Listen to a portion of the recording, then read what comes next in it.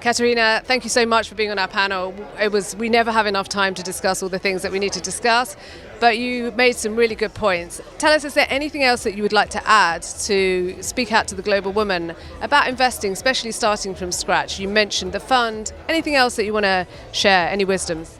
If there's anything that I want members of global women to know is that us women have the power to really move economies around the world. We are, in the next 10 years, we're going to be seeing the largest wealth transfer in history. And a huge percentage of that will be managed by women. And for us women, it doesn't only require financial literacy, but also surrounding yourself with the proper women to guide you and open doors for you. Because once we open doors for other women, we enable a whole different kind of economy, because women who make money have been proven to return those profits back in the community. They do feeding programs, they do philanthropy, they're able to also fund education and other livelihood programs.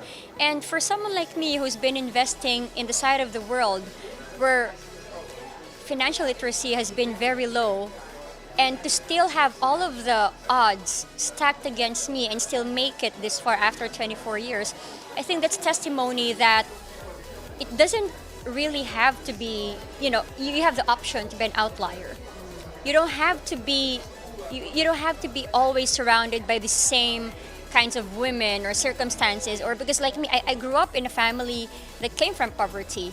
I grew up selling vegetables in the market, and I grew up not understanding how capital markets worked and all this, but I made it so intentional to learn about these things, and I realized that not so many people are taught these things. So if no one is teaching you, go out of your way to learn, because it doesn't, I always say this, I know it's a bit cliche, but you do not need money to make money. What if right now you're a stay-at-home mom, or you're a full-time, for example, you're a full-time mother who doesn't have a time to start a business or do a startup, for instance. How do you monetize, or how do you add cash flow into your how do you add additional cash flow into the limited budget that you already have?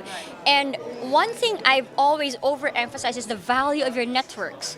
Like if you know someone who sells, like, let's make it simple, very good cupcakes, and you know that it's another friend's birthday, and okay, can you order cupcakes from friend A, and from that can I get like a 10-20% commission because I'm referring your cupcakes to other people?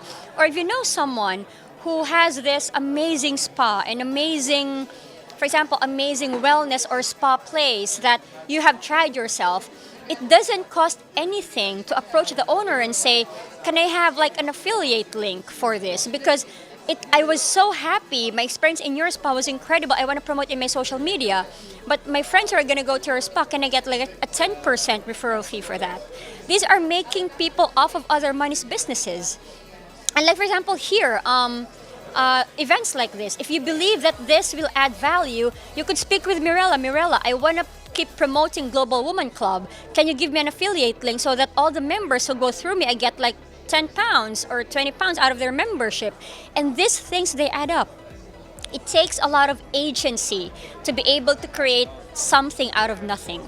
And those agencies will require you reputational equity. How's your name with the people around you? How do you treat people? I've always told people that you have to do right by people. You have to take care of your relationships and your name, because there will come a time when these people, even without a business transaction, these people will be the same people who will give or who will refer you. These are the people who will mention your names in places you cannot be in. Like here, last year, there was someone here making amazing suits. And I like her suit so much that even if I wasn't getting any referral fee, I referred her to some of my friends who travel the world and speak on stages. And she got a lot of referrals for that. I could have asked her, like, for every suit of like 2,000 quid or 1,000 quid, can I get like a 50 quid or whatever referral? I did not ask that, but I could have. And that, this is what we call arbitrage or leverage. How do you leverage on your relationships? And because when you share value to them, for example, you referred so many buyers of suits to me, how can I help you? And I would ask them, Do you have anybody who you've made suits for who's in this business? Maybe we could collaborate. And you'll never know how much doors could be opened simply because you added value to one person. I mean, and there's a generosity and a simplicity about that, and it doesn't require any financial knowledge. You don't have to have studied anything. There's something so beautiful about that. I think it takes confidence sometimes, but the reputational thing was something we heard throughout the panel. So thank you for sharing that. That's amazing. I really want you to come back next year and do a solo stint on stage, because I would love to. I think you've got so much to offer, and you say it in very plain English. And I would love for you to just to share a little bit of where you are now, because you talked about where you came from, and I think just to inspire the ladies, I want you to just share a little bit about wonderful things that you're doing right now. And so, yeah, like right now, I'm currently invested in 27 countries. I allocate capital for a few billionaire families around the world. I also invest in startups. I invest in businesses in the US. And I also facilitate deliveries of oil and gold around the world. And for me to be operating at this level required a lot of reputational equity. You actually want people who will say nice things about you. And the only way to do that is to do right by people. You have to be able to build a network who trusts you, who likes to work with you. And there's no faking that.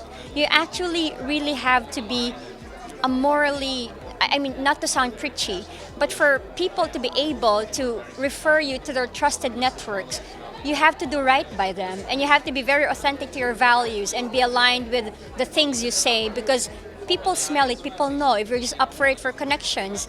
And all of these things I do, I'm raising 4 children, I'm raising a family on top of this, and I've always reminded people, female founders, mothers, entrepreneurs, even my male friends, that it's not going to be easy, and that you would always want, you would, in times when things are hard, you cannot raise capital, money is a bit tight, relationships are not going so well, never forget to ask for grace and to give grace to yourself. We all, as women, as mothers, we show so much grace to so many people that we forget we need a lot of grace too. You know, when you're stressed and you cannot have everything figured out, and sometimes it's as simple as being quiet and just asking for prayer, and just having this small group of other women where you could say, can you pray for me?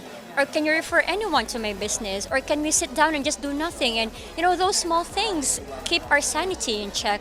Like, I'm invested everywhere. I travel a lot of times in a month, and the only way I survive is through a lot of prayers and a community who would always be there for me, and a family who would pray for me, and just a group of friends and business partners have alignment, because that alignment makes or breaks the level of decision making I have, the level of focus and the level of cadence I have in all the decisions I make.